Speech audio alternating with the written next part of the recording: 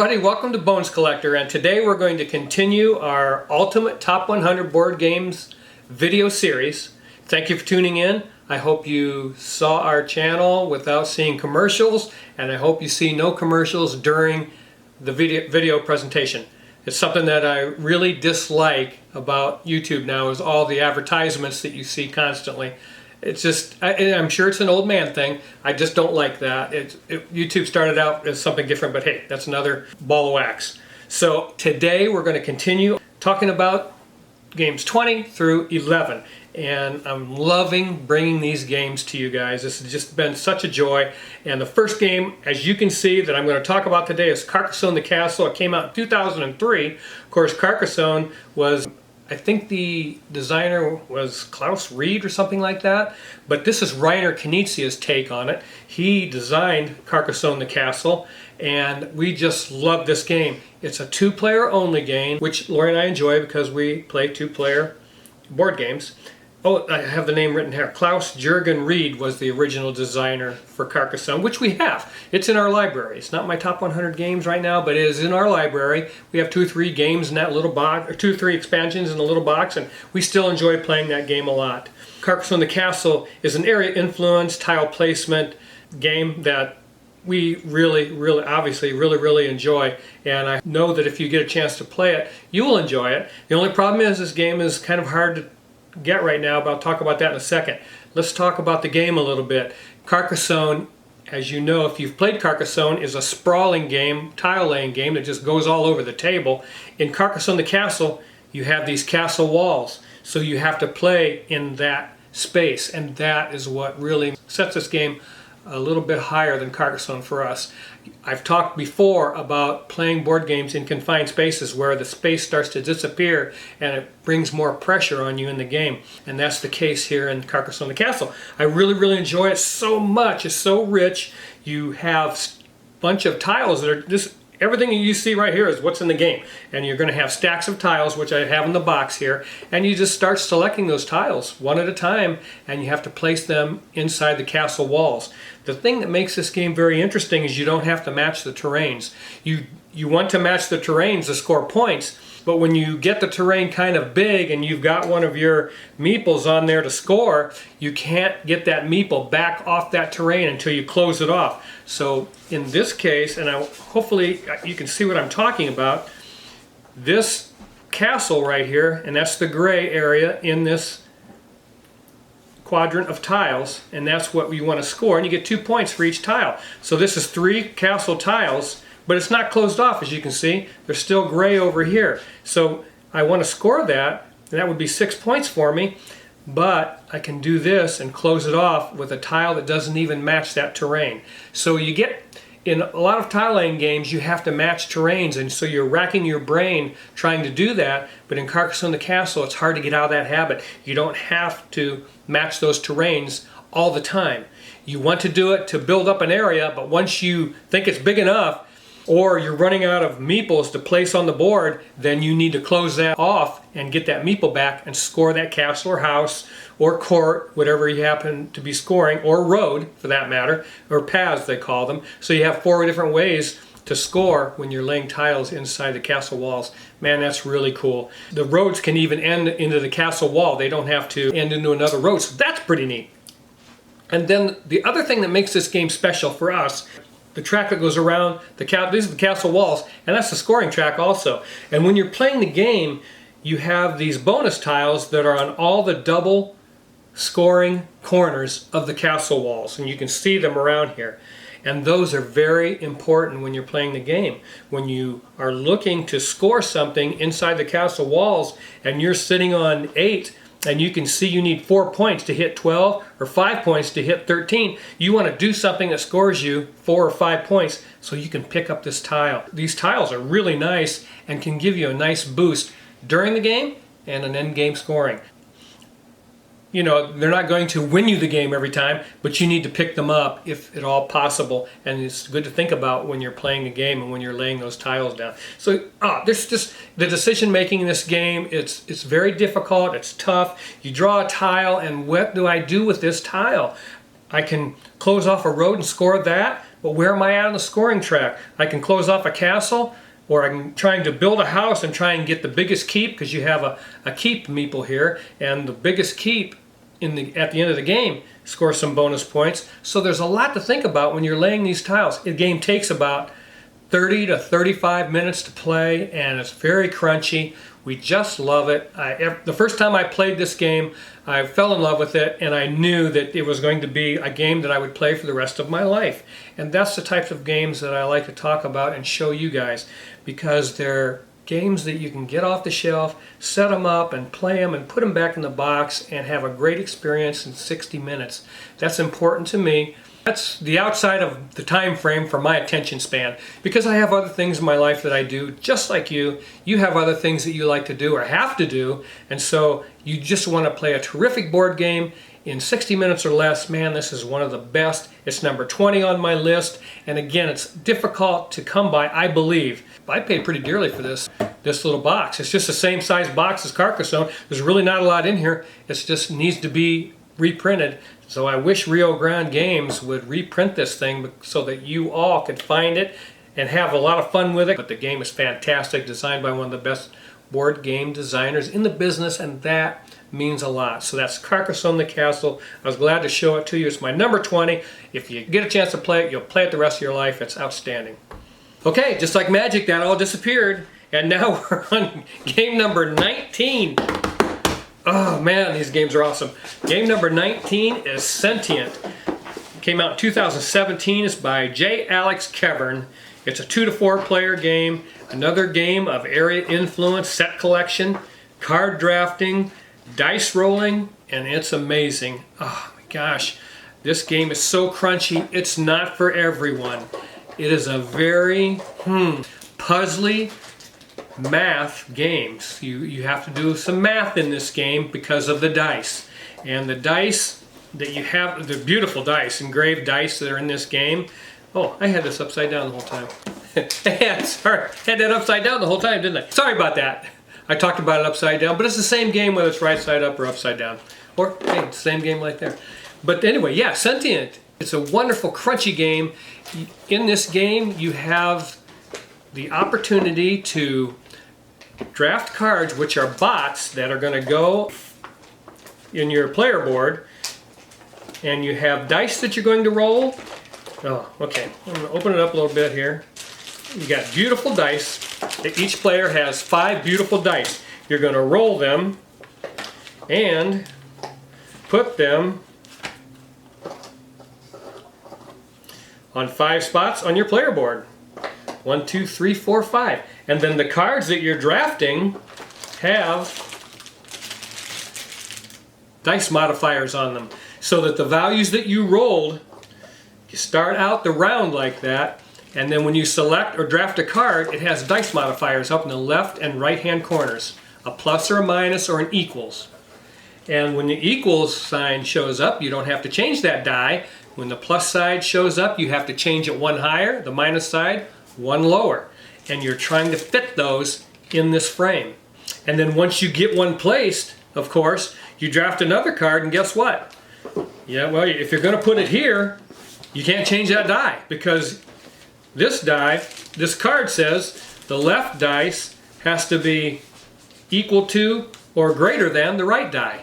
And there's all of those types of things that you have to satisfy on these drafted cards that you take that make the value of the dice very important. So drafting the cards is a crunchy decision. And then, as if that isn't enough, you have investors that you're going to attract. Each player board comes with 1 investor, and then after that you have a bunch of other investors, and that's how you track the rounds also. You have 3 stacks of investors, and at the beginning of each round you're going to put those investors over top of the board where you're going to be drafting your cards. You have agents and assistants. Now the agents you put out in between the investors, and that's going to determine your area influence for those investors. And you can use an assistant on those agents when you place them if you want to, and that gives you more influence. However, those assistants can also cover up those dice modifiers on the cards that you draft, so that you don't have to satisfy that particular modifier and you don't have to change that die. So it's a real tug of war as to when do I use those assistants. Do I use them for my area of influence on the investors, or do I save them and make sure that that last card that I'm going to take, I can use those assistants if I have to cover up those dice modifiers. So, oh man, this game is so crunchy and so incredible.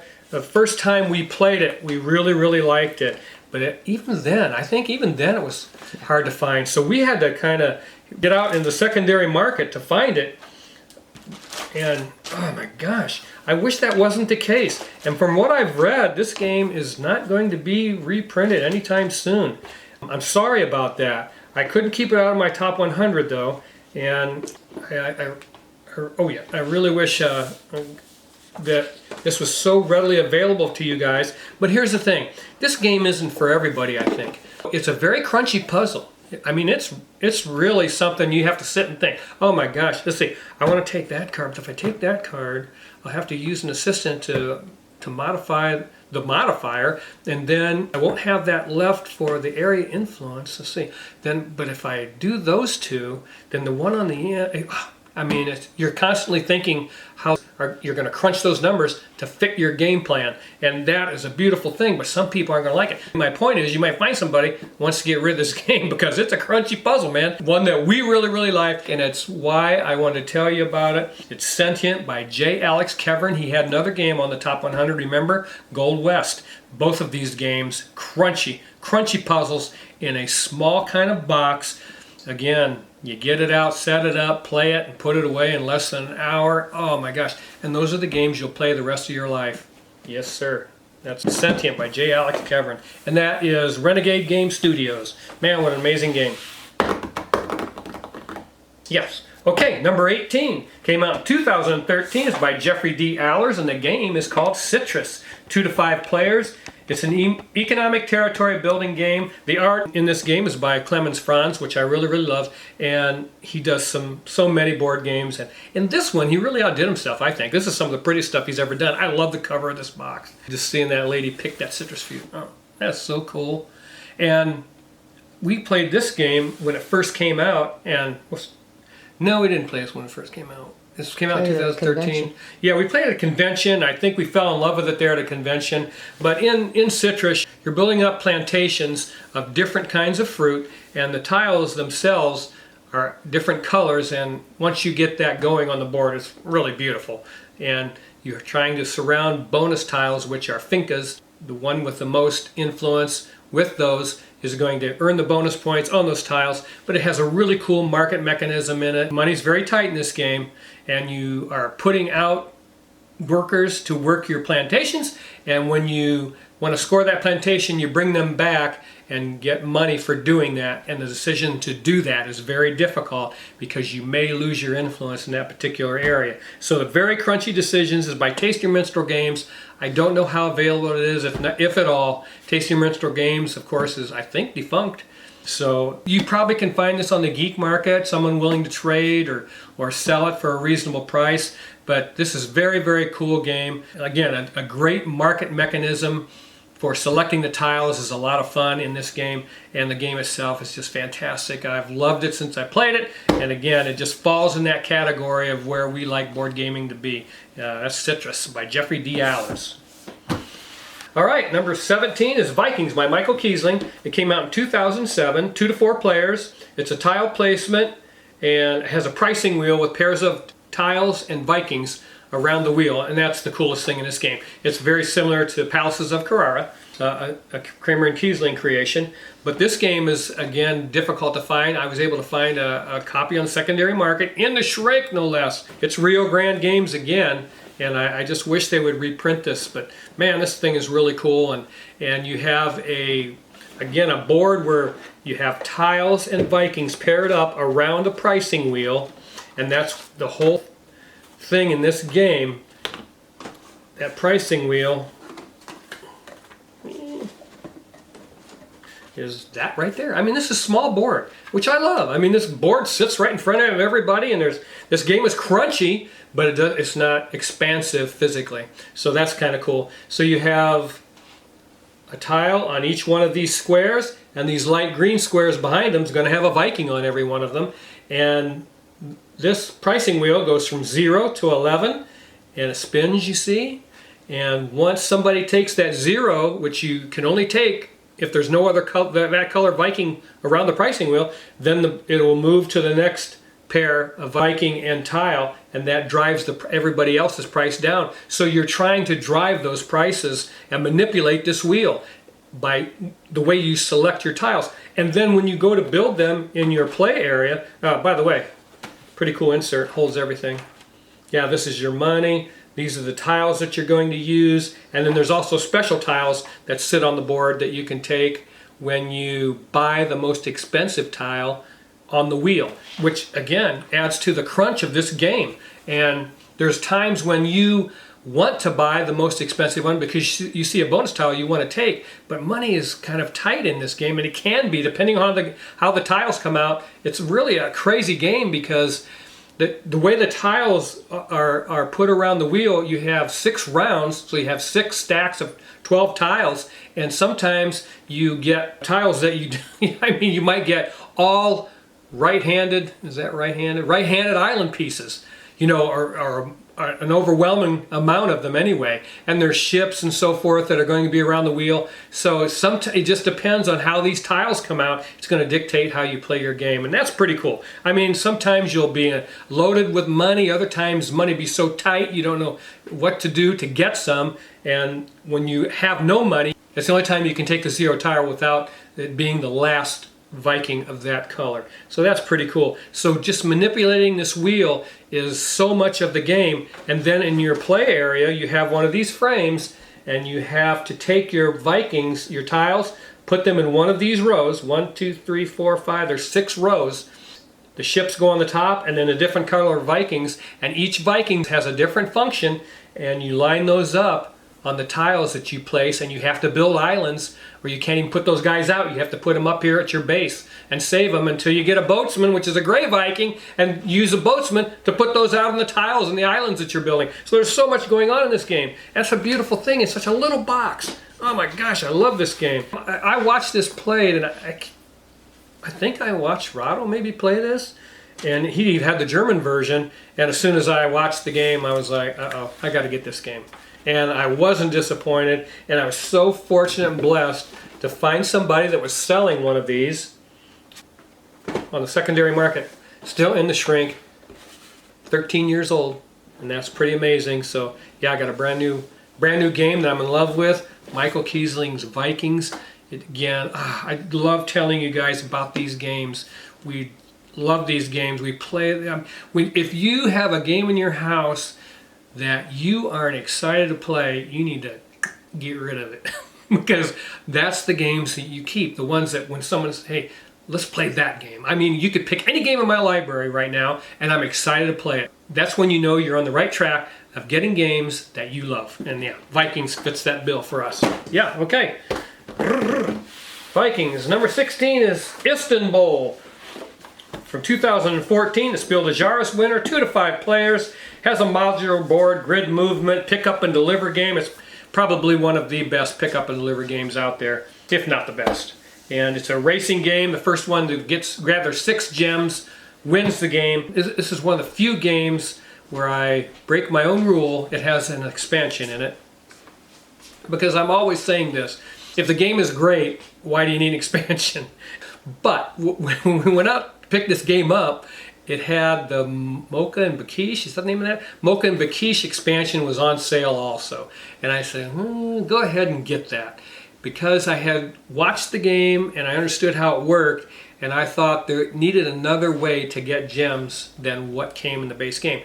And so we've always played it with the Mocha and Bakish expansion, which adds 3 tiles to the grid and makes it a little larger, and you can trade coffee for gems and so forth. So that made us play it that way every time. I've never played the base game.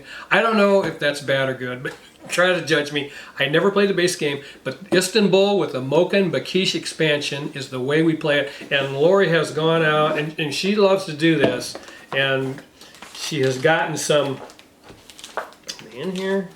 Let's see if I can find them. The overlays. Oh yeah, they're there. She went out and got some, what is this, acrylic, I think they're acrylic overlays that go on your player board so that your resource cubes, that you're tracking your resources and your jewels all sit inside this on top of your player board, and the player board looks like that. So yeah, and they lay right on top. It's a brilliant thing to do, because if you bump it, they go all over the place, and it's easier to keep track of them that way. So that was nice of her to do that, and she's always on top of those kinds of little added things you can get for board games. This box is packed full of goodness. I just love Istanbul. I hope you've played it. Again, Spiel des Jahres winner from 2014, very deservedly so. From Hot Diggity Dorn, Rudiger Dorn. I love that guy. Again, he's been on my list, let's see, at least for Las Vegas Royale, and I don't know if that was the only one or not. He's a wonderful board game designer. I don't know how many times I'm going to say it, but great board game designers don't work for publishing houses, they work for themselves. And Rudiger Dorn does a nice job. Istanbul's amazing, you guys. I hope you play it. Yeah, that's number 16.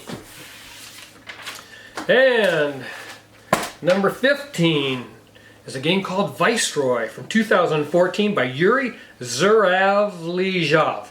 And I'm sure that's not how you say it, because they have all those consonants together, and it's, yeah, difficult for me to get through that. This is for 1 to 4 players, so it has a solo variant.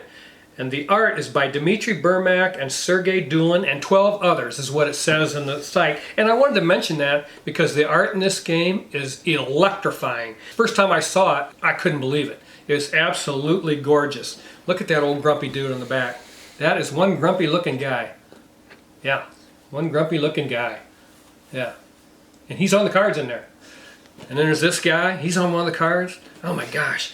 And here's another thing I love about this game, that, what is this, Mayday Games.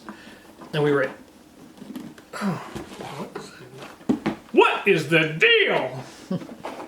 That's Jim Carrey. All right, let's see. This Mayday Games made a play mat that fit in the box. I mean, it cracks me up, the publishers that bother to make play mats and you can't get them in the box.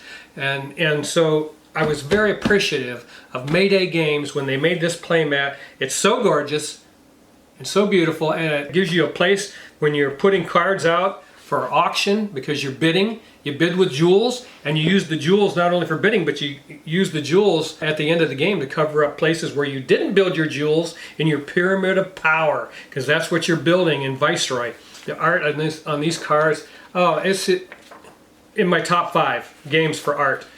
Yeah, that guy is spooky looking. Yeah. And let's see what else we got here. But yeah, the cards, of course I sleeved them because this game is another one that I just love playing it. Again, you're going to lay these cards out in a pyramid, and you have 1, 2, 3, 4 levels on these cards. So depending on which level you play this card, that's the benefit you're going to get off that card. Not to mention, you're trying to build these jewels. So you want this card to be next to this one, see that? And because you want those blue corners to be together, and then you want the bottom like that to find a card with the blue on the bottom, so that you can make that complete circle, because that's bonus points, pals. And that's when you're building your pyramid of power, that's what you're doing. Oh my gosh, these cards. I just like to get the cards out and look at them. I mean, they're amazing. Look how colorful and beautiful those are. Oh my gosh. Yeah, so you're building that pyramid in front of you, and this is the auction part of it. And oh, I just love Viceroy. No one else is going to put this in their top 20, I guarantee you.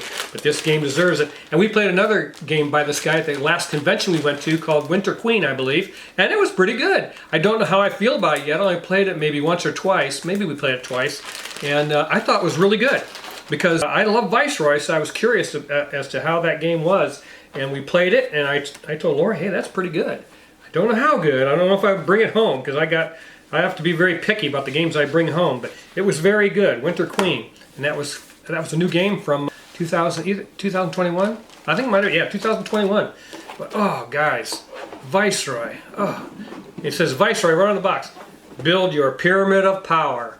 And it's so cool because you can do so many combo things in there, and there's other things, scrolls, and tech wheels and stuff of tokens that you can get bonus of and put on cards, and the number of those that you have in the game, you get bonuses for that. Oh my gosh, I love Viceroy.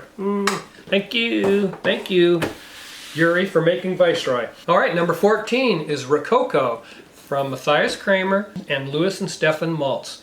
Now, Matthias Kramer did Lancaster, and the Maltzes have done Valparaiso and Tungaro. Tungaro is in my top 100. I love Tungaro. And Rococo came out in 2013. It is 2 to 5 players. The art is by Michael Menzel, because the art in this game is breathtaking again.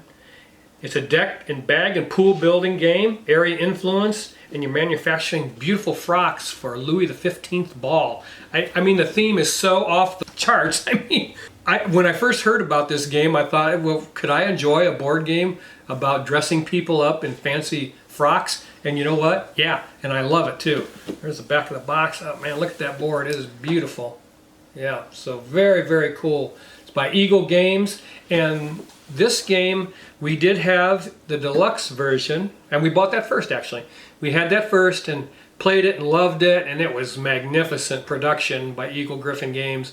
And then we had the opportunity to pick this first edition up and played it, and the art on the cards was just a little more to our liking. So we moved on the deluxeified version, which we would have kept. It was lovely. Same game, it's just beautiful. Again, it was just a large box, and the art on the cards again in this game, in this particular edition, are very, very nice and just a little bit better, we thought, than the deluxeified version. But oh man, this game is so amazing that I can't say enough about it, because once you play a game like this and you're gathering those resources and you have a hand of cards that are your actions, and you know, you've played games like that before. You have a hand of cards that have your actions in them, and it's kind of a deck building thing, so you're going to acquire other cards that do better, bigger and better things, and that's the board, and it's so beautiful. Yeah. Pretty cool. And you get bonus points for down here in the fountain and wherever you happen to be placing your, because once you get these people dressed up, they go to these places and get bonuses for you, these different rooms of the palace. Yeah, that's pretty cool. And up on the fireworks too, you can get bonus points, so that's pretty cool. But man, that's Rococo. I love this game so much. I can't think of what else Matthias Kramer has done, but I know he did Lancaster.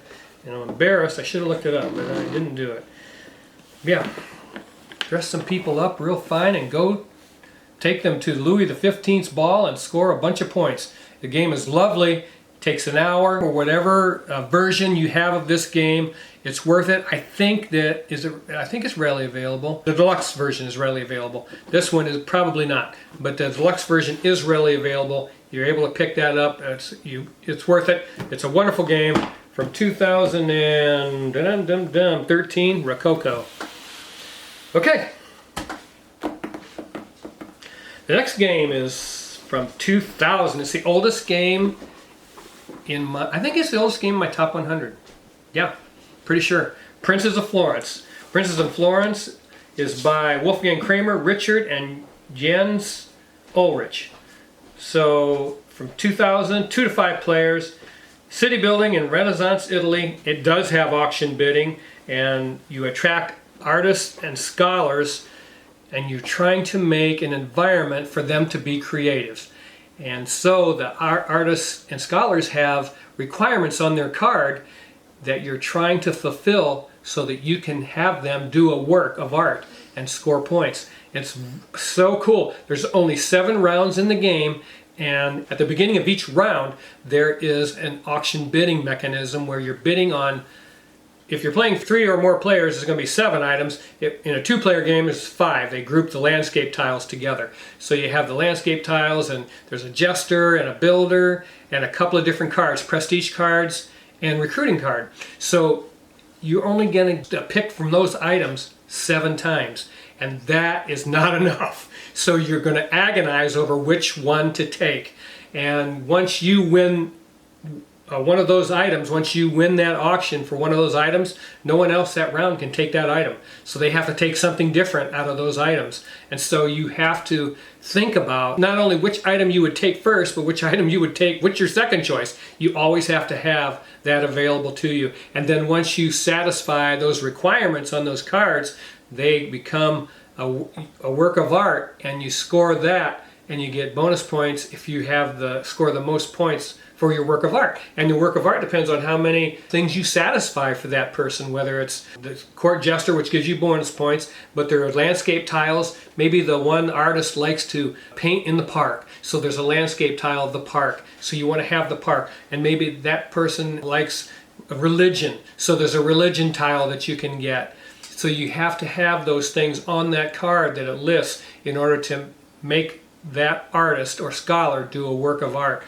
And the game, again, 7 rounds, and you can just see the game before you unfolding because it's so quick, and you can't, I mean, you can mess up a decision and make up for it, but man, the game is so tight, you want to really think about what you're doing, and that's the crunch and the fun in this game. And I like this game so much, I have 2 versions of it. So this is the one, this is a 2010 edition, which has the 2-player variant in it. And I believe it's the only version that does have the 2-player variant, and that's why we picked this up. And I love this version of it. Love it. And it's got a beautiful insert, and I've shown this before, but I'm going to do it again. It has a nice insert in the box for everything. So when the boards lay on top, it holds everything where it's supposed to be. So I really love that about this version. Not to mention, I love the cover of this box. That's just the kind of Renaissance art. I just adore it. It makes me want to play a board game when I see that. And this version is the deluxeified version, and it's in Italian. Everything in it is in Italian. So that makes it interesting. And we went through, and Lori printed some script on each card so we would know what it means. But hey, you know what? When you read those cards, you kind of figure out what the words mean in Italian, and that's kind of fun. But the production of this game itself is jaw-dropping. I mean, the tiles are so thick and it's so beautiful. They added art to the cards. Now in the original, this 2010 edition, there's no art on the cards. So that's kind of, and it doesn't bother me, but Lori loves this kind of tricked out stuff. So she got this for me as a gift, and wow, this is what all game boxes should be made like. That box is so thick. It's like Isle of Cats, and what's the other one I was thinking of we got recently? Isle of Cats. Merchants. Calico.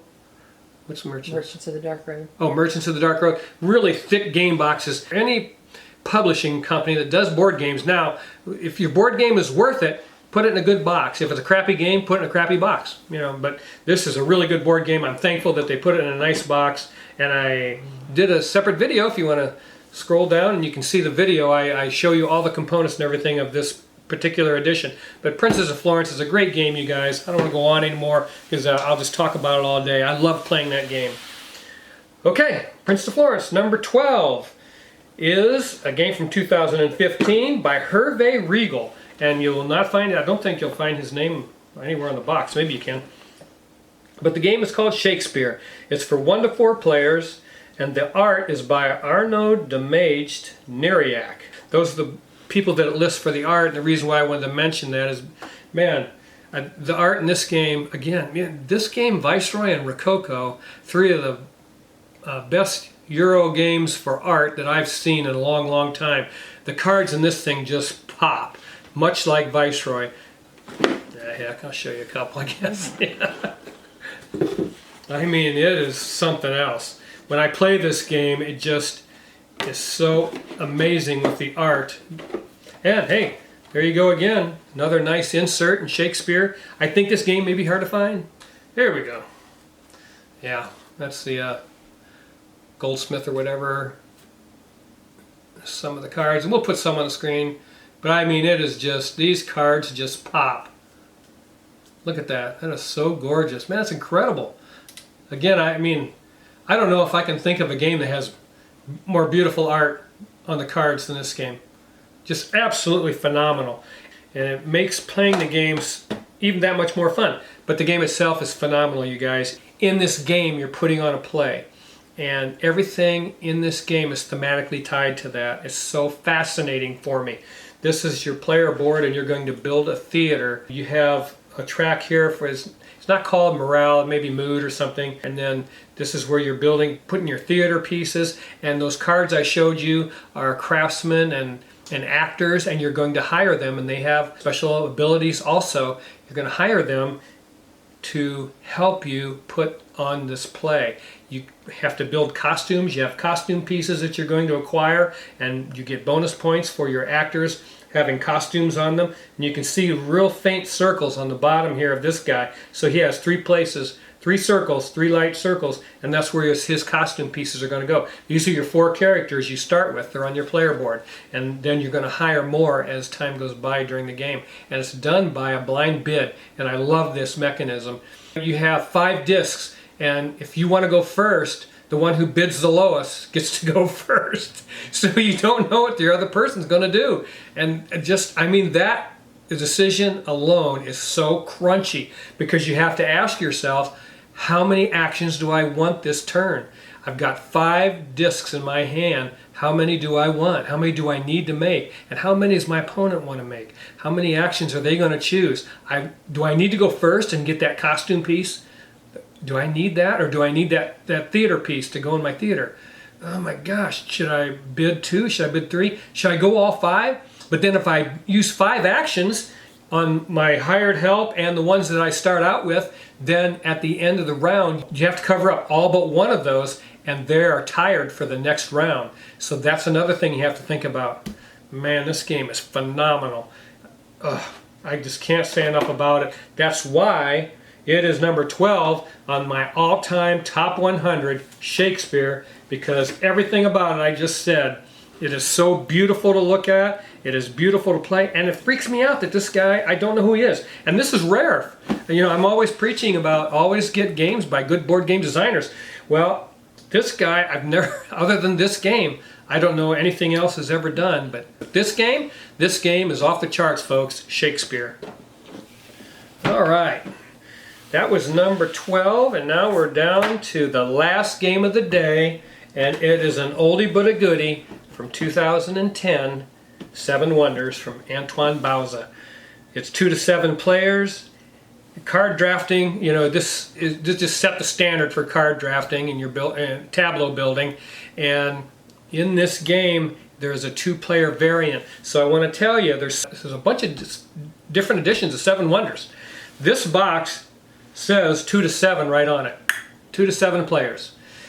A lot of them say 3 to 7 players. Now if you have that particular edition, you can get what you need off Board Game Geek to play the 2-player variant. And for me, that is the way to play this game. 2-player, because in it, each player has a wonder board. And when you have the 2-player variant, there's a dummy wonder board. A lot of people don't like that kind of thing. This is so excellent in this game, because you get to manipulate that dummy player to help yourself and hurt your opponent. Oh my gosh, there's just enough cannot be said about that. Yes, I played 7 Wonders Duel. It was pretty good. This is better with the 2-player variant. It just puts a little more depth and complexity in the game. You have to think about what your opponent's doing, what you're doing, and when you have a science card in your hand, your opponent's going for science, you know, and you don't want to buy a science card, guess what? That dummy gets it. The dummy gets the science card, as long as he can pay for it. He's going to get that science card, because my opponent's going to take it. Next time I give him my hand of cards, you're going to take a card and play it in your tableau, and then you're going to give your hand to your opponent. So when you're looking at those hand of cards, you got to decide, if I see 3 cards or 2 cards in there I want, are they going to come back to me? Are they going to get back to me? So which one do I want? Which one's the most important for my strategy? And that's the tough decision making in 7 Wonders. Kennerspiel de Jars, 2011. Hey, great. This one, the Kennerspiel de Jars from 2011. Again, 7 Wonders has been talked about a lot. It can't be overstated how great this game is. Every time I play it, I hope everybody has a copy of this, and I think it's readily available still. So you can find this almost anywhere. You know, that card drafting system and building your wonder, you know, the decision making you have to make, you know, do I want this card now? Do I want to trash this card and put it underneath my Wonder Board and get those extra benefits on my Wonder Board. There's a lot to think about, but it can be done very quickly, and the game's over within an hour and back in the box. Hey, that's lovely, you guys. That's the type of games I love to play.